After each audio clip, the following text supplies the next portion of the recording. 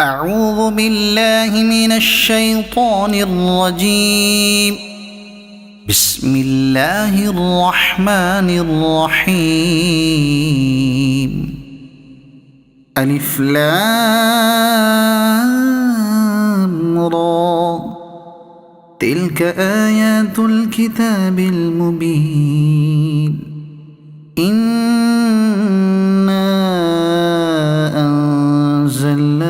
قرآنا عربيا لعلكم تعقلون.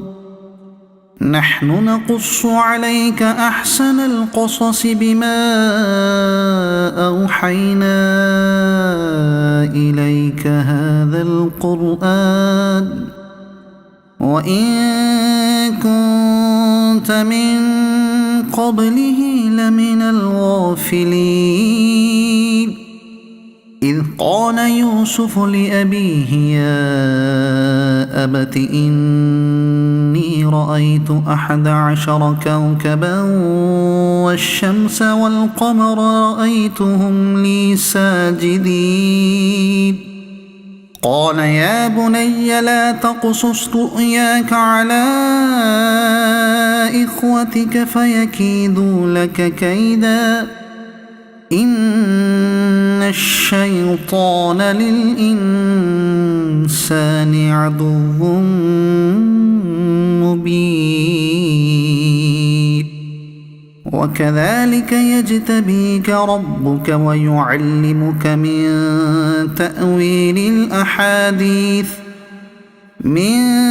تأويل الأحاديث ويتم نعمته عليك وعلى آل يعقوب كما أتمها على أبويك من قبل إبراهيم وإسحاق إن ربك عليم حكيم. لقد كان في يوسف وإخوته آيات للسائلين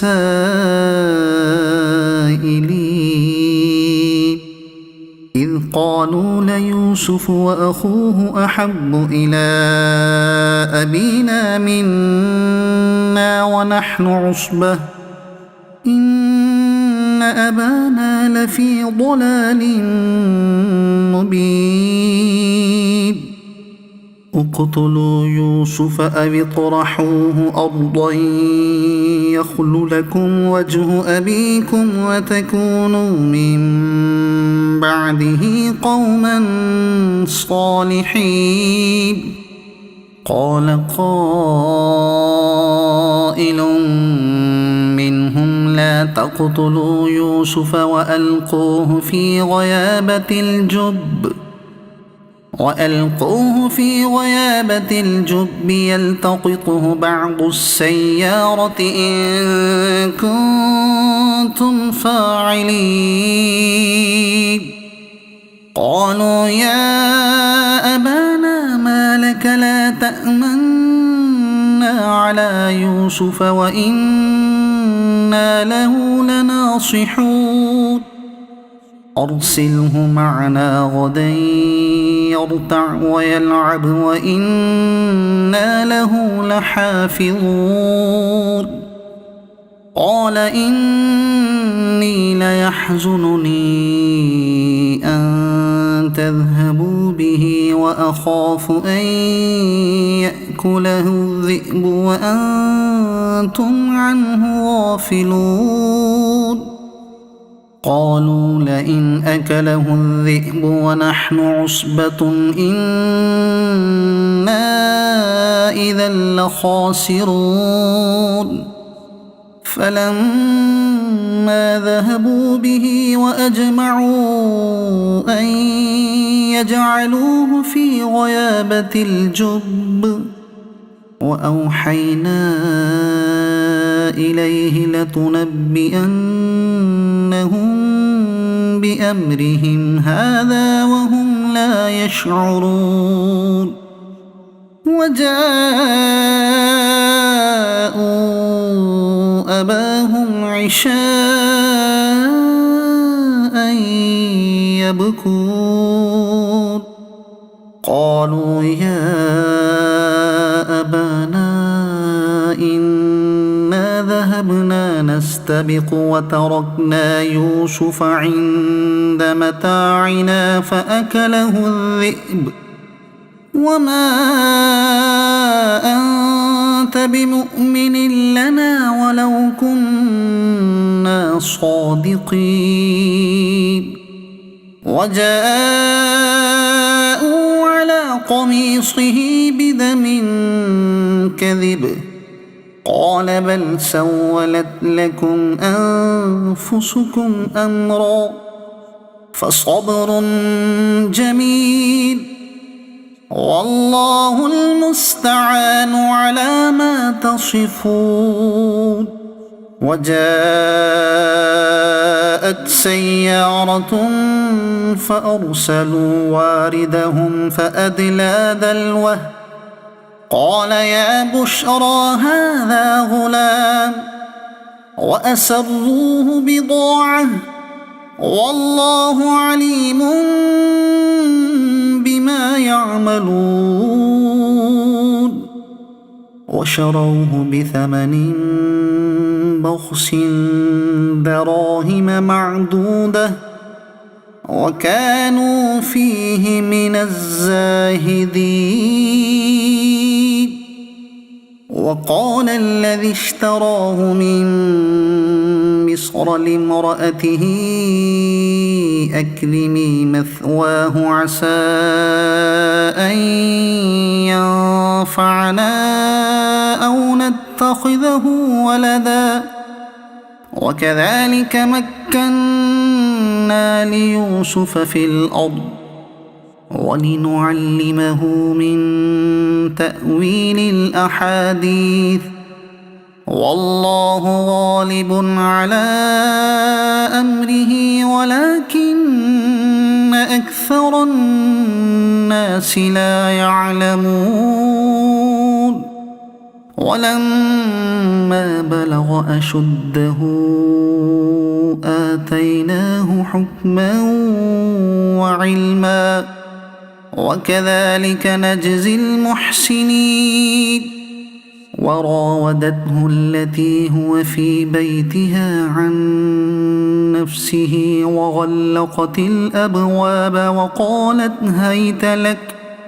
قال معاذ الله إنه ربي أحسن مثواي إنه لا يفلح الظالمون ولقد همت به وهم بها لولا أن رأى برهان ربه كذلك لنصرف عنه السوء والفحشاء إنه من عبادنا المخلصين واستبق الباب وقدت قميصه من دبر وألف يا سيدها لدى الباب قالت ما جزاء من أراد بأهلك سوءا إلا أن يسجن أو عذاب أليم قال هي راودتني عن نفسي وشهد شاهد من أهلها إن كان قميصه قد من قبل فصدقت وهو من الكاذبين وإن كان قميصه قد من دبر فكذبت وهو من الصادقين فلما رأى قميصه قد من دبر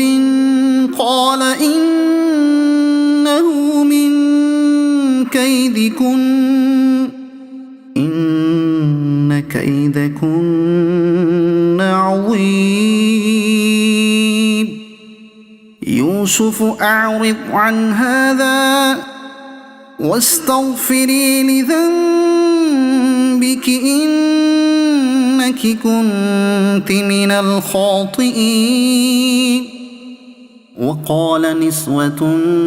في المدينة امرأة العزيز تراود فتاها عن نفسه قد شغفها حبا إنا لنراها في ضلال مبين. فلما سمعت بمكرهن أرسلت إليهن وأعتدت لهن متكئا وآتت كل واحدة منهن سكينا وقالت اخرج عليهن. فلما رأينه أكبرنه وقطعن أيديهن وقلن حاش لله ما هذا بشرا إن هذا إلا ملك كريم. قالت فذلكن الذي لمتنني فيه ولقد راودته عن نفسه فاستعصم ولئن لم يفعل ما آمره ليسجنن وليكونن من الصاغرين. قال رب السجن أحب إلي مما يدعونني إليه وإلا تصرف عني كيدهن أصب إليهن وأكن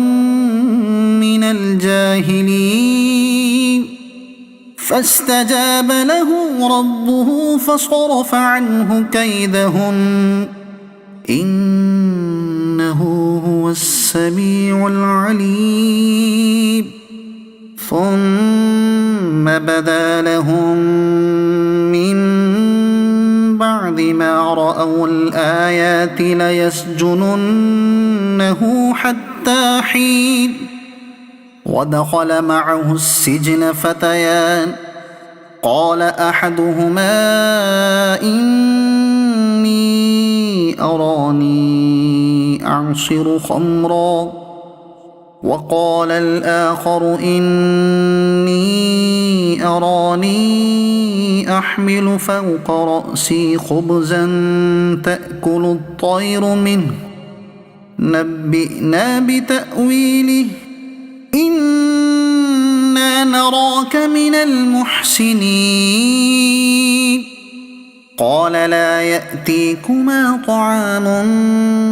ترزقانه إلا نبأتكما بتأويله قبل أن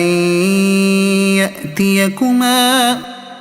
ذلكما مما علمني ربي إني تركت ملة قوم لا يؤمنون بالله وهم بالآخرة هم كافرون واتبعت ملة آبائي إبراهيم وإسحاق ويعقوب ما كان لنا أن نشرك بالله من شيء ذلك من فضل الله علينا وعلى الناس ولكن أكثر الناس لا يشكرون. يا صاحبي السجن أأرباب متفرقون خير أم الله الواحد القهار ما تعبدون من دونه إلا أسماء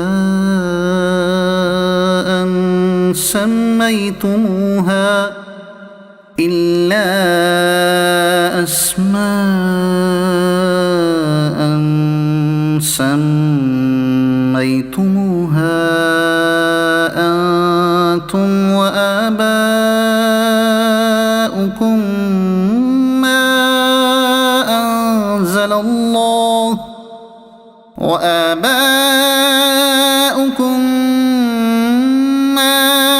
أنزل الله بها من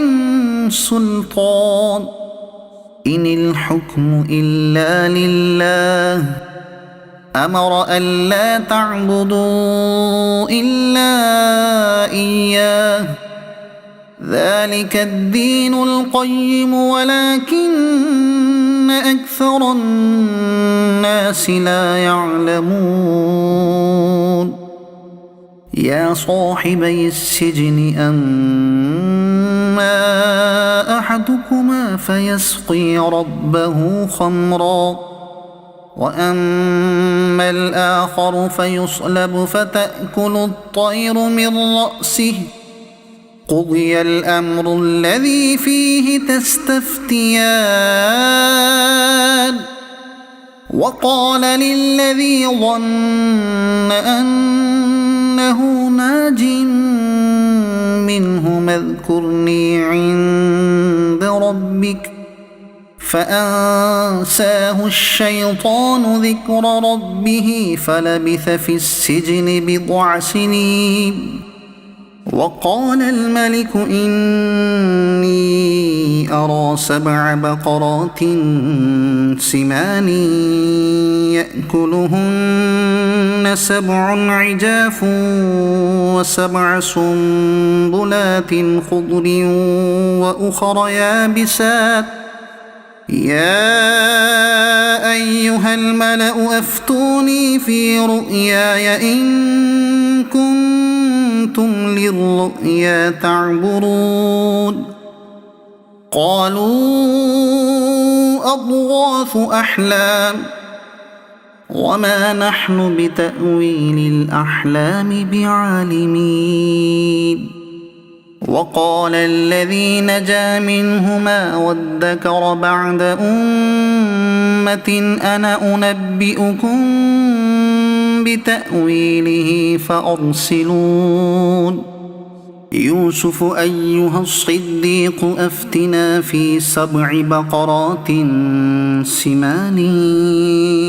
يأكلهن 7 عجاف و7 سنبلات خضر وأخر يابسات لعلي أرجع إلى الناس لعلهم يعلمون قال تزرعون 7 سنين دأبا فما حصدتم فذروه في سنبله إلا قليلا مما تأكلون ثم يأتي من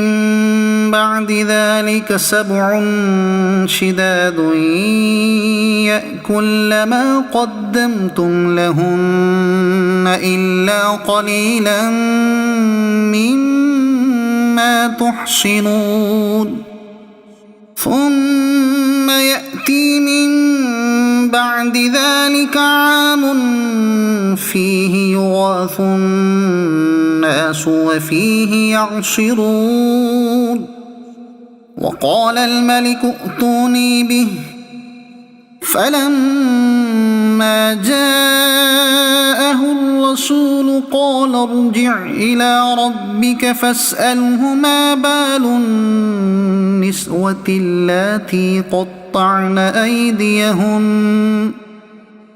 إن ربي بكيدهن عليم قال ما خطبكن إذ راودتن يوسف عن نفسه قلنا حاش لله ما علمنا عليه من سوء قالت امرأة العزيز الآن حصحص الحق أنا راودته عن نفسه وإنه لمن الصادقين ذلك ليعلم أني لم أخنه بالغيب وأن الله لا يهدي كيد الخائنين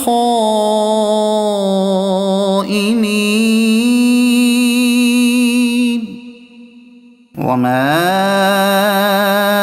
أبرئ نفسي إن النفس لأمارة بالسوء إلا ما رحم ربي إن ربي غفور رحيم وقال الملك ائتوني به أستخلصه لنفسي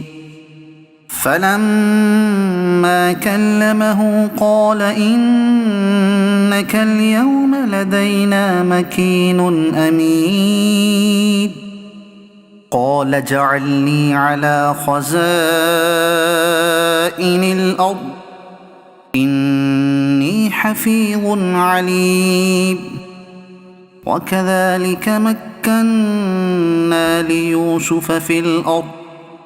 يتبوأ منها حيث يشاء نصيب برحمتنا من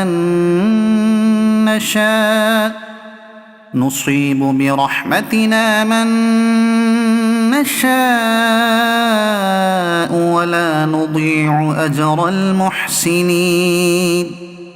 ولأجر الآخرة خير للذين آمنوا وكانوا يتقون وجاء إخوة يوسف فدخلوا عليه فعرفهم وهم له منكرون ولما جهزهم بجهازهم قال ائتوني بأخ لكم من أبيكم ألا ترون أني أوفي الكيل وأنا خير المنزلين فإن لم تأتوني به فلا كيل لكم عندي ولا تقربون قالوا سنراود عنه أباه وإنا لفاعلون وقال لفتيانه اجعلوا بضاعتهم في رحالهم لعلهم يعرفونها إذا انقلبوا إلى أهلهم لعلهم يرجعون فلما رجعوا إلى أبيهم قالوا يا أبانا منع منا الكيل فأرسل معنا أخانا نكتل وإنا له لحافظون قال هل آمنكم عليه إلا كما أمنتكم على أخيه من قبل فالله خير حافظا وهو أرحم الراحمين ولما فتحوا متاعهم وجدوا بضاعتهم ردت إليهم قالوا يا أبانا ما نبغي هذه بضاعتنا ردت إلينا ونمير أهلنا ونحفظ أخانا ونزداد كيل بعيد ذلك كيل يسير قال لن أرسله معكم حتى تؤتون موثقا من الله لتأتونني به إلا إلا أن يحاط بكم فلما آتوه موثقهم قال الله على ما نقول وكيل وقال يا بني لا تدخلوا من باب واحد وادخلوا من أبواب متفرقة وما أغني عنكم من الله من شيء إن الحكم إلا لله عليه توكلت وعليه فليتوكل المتوكلون ولما دخلوا من حيث أمرهم أبوهم ما كان يغني عنهم من الله من شيء إلا حاجة في نفس يعقوب قضاها وإنه لذو علم لما علمناه ولكن أكثر الناس لا يعلمون ولما دخلوا على يوسف آوى إليه أخاه قال إني أنا أخوك فلا تبتئس بما كانوا يعملون فلما جهزهم بجهازهم جعل السقاية في رحل أخيه ثم أذن مؤذن أيتها العير إنكم لسارقون قالوا وأقبلوا عليهم ماذا تفقدون قالوا نفقد صواع الملك ولمن جاء به حمل بعير وأنا به زعيم قالوا تالله لقد علمتم ما جئنا لنفسد في الأرض وما كنا سارقين قالوا فما جزاؤه إن كنتم كاذبين قالوا جزاؤه من وجد في رحله فهو جزاؤه كذلك نجزي الظالمين فبدأ بأوعيتهم قبل وعاء أخيه ثم استخرجها من وعاء أخيه كذلك كدنا ليوسف ما كان ليأخذ أخاه في دين الملك إلا أن يشاء الله نرفع درجات من نشاء وفوق كل ذي علم عليم قالوا إن يسرق فقد سرق أخ له من قبل فأسرها يوسف في نفسه ولم يبدها لهم قال أنتم شر مكانا والله أعلم بما تصفون قالوا يا أيها العزيز إن له أبا شيخا كبيرا فخذ أحدنا مكانه إنا نراك من المحسنين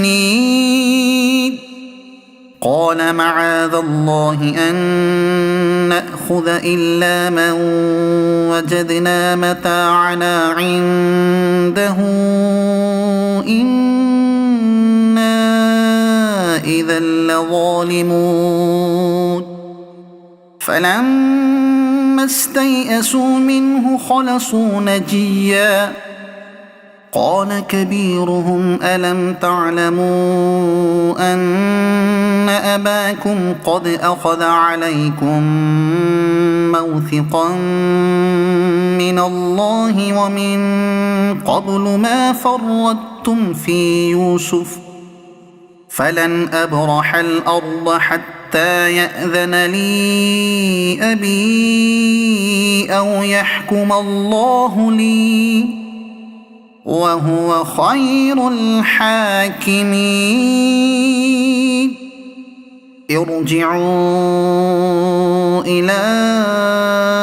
أبيكم فقولوا يا أبانا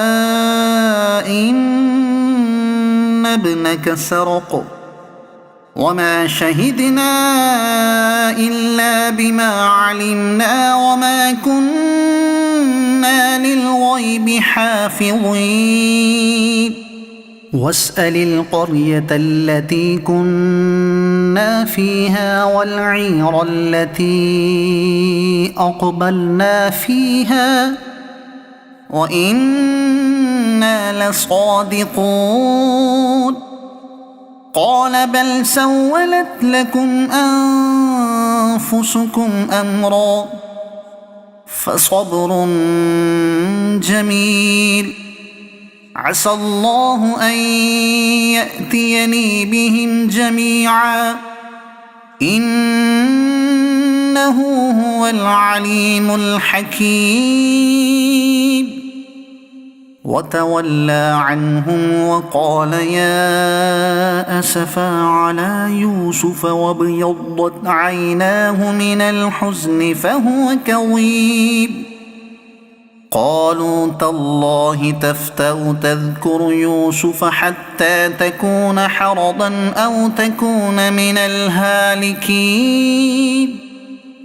قال إنما أشكو بثي وحزني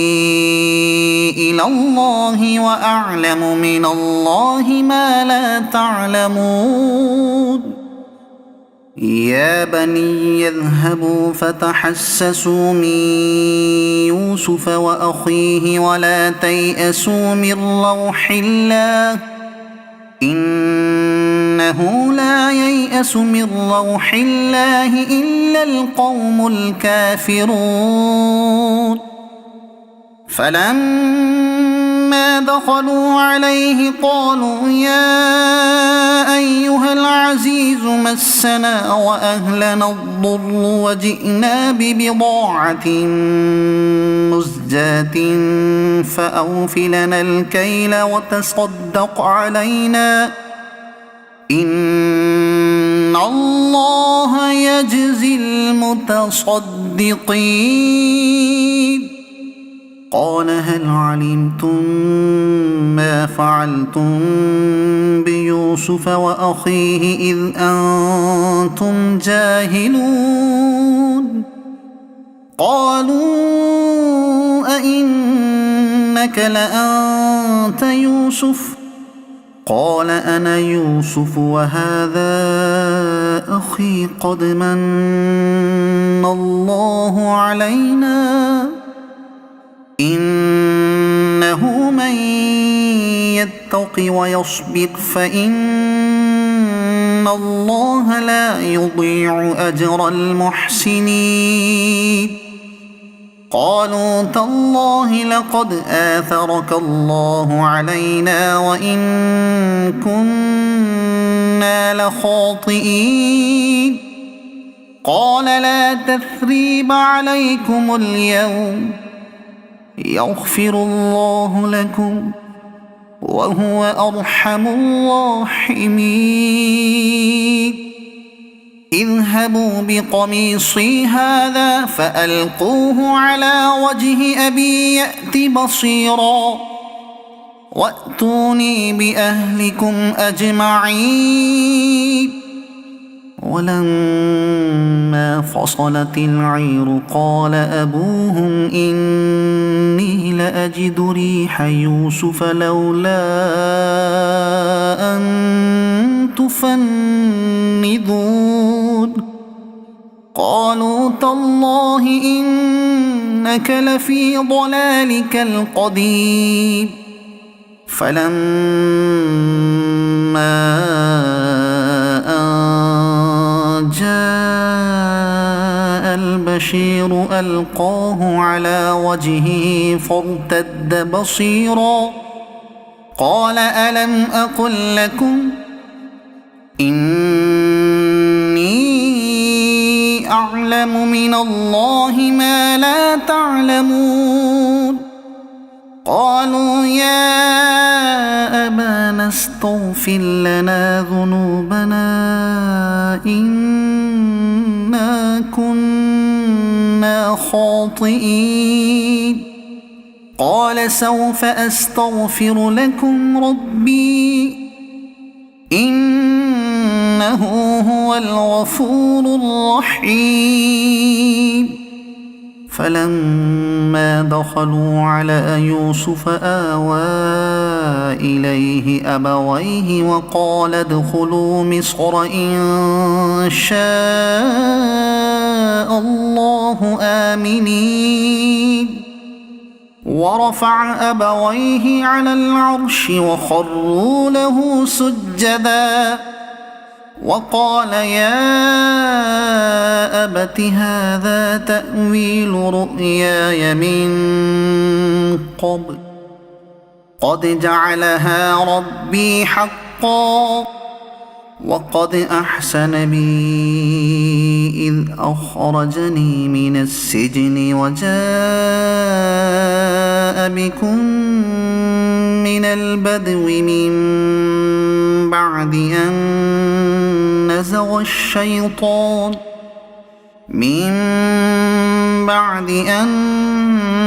نزغ الشيطان بيني وبين إخوتي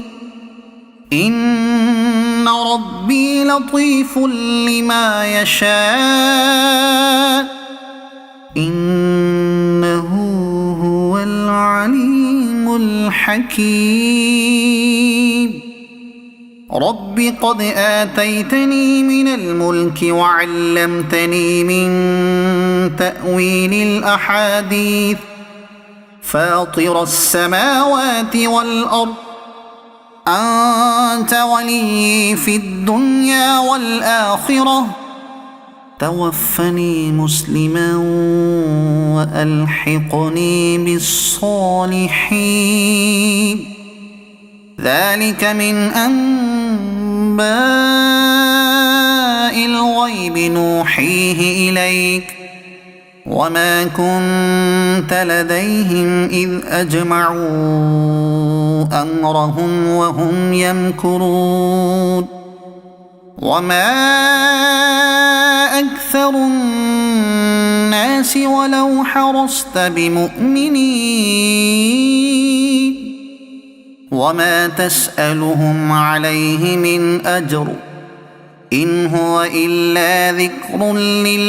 للعالمين. وكأي من آية في السماوات والأرض يمرون عليها وهم عنها معرضون وما يؤمن أكثرهم بالله إلا وهم مشركون. أفأمنوا أن تأتيهم غاشية من عذاب الله أو تأتيهم الساعة بغتة وهم لا يشعرون. قل هذه سبيلي أدعو إلى الله على بصيرة أنا ومن اتبعني وسبحان الله وما أنا من المشركين. وما أرسلنا من قبلك إلا رجالا نوحي إليهم من أهل القرى أفلم يسيروا في الأرض فينظروا كيف كان عاقبة الذين من قبلهم ولدار الآخرة خير للذين اتقوا أفلا تعقلون حتى إذا استيأس الرسل وظنوا أنهم قد كذبوا جاءهم نصرنا فنجي من نشاء ولا يرد بأسنا عن القوم المجرمين